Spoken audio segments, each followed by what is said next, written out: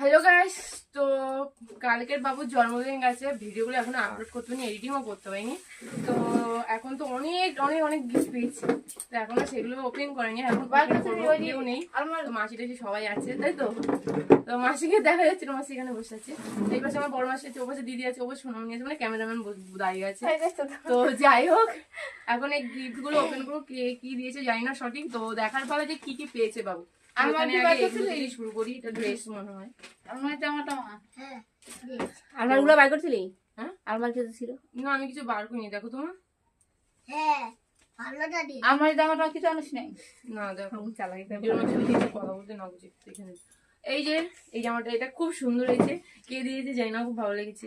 হাতাটা তো দেখো। হ্যাঁ, ফুল হাতা আর কি। যাই হোক, এটা খুব সুন্দর হয়েছে। বাবু এখন না পরতে পারবে না, একটু বড় হলে পরতে পারবে, এগুলো বড় হয়ে যাবে ওর জন্য। তো খুব ভালো হয়েছে। এইটার সাথে প্যান্টও আছে, একটা ফুল প্যান্ট, মানে ও অনেকটা বড় হতে হবে, নাহলে হবে না। এই যে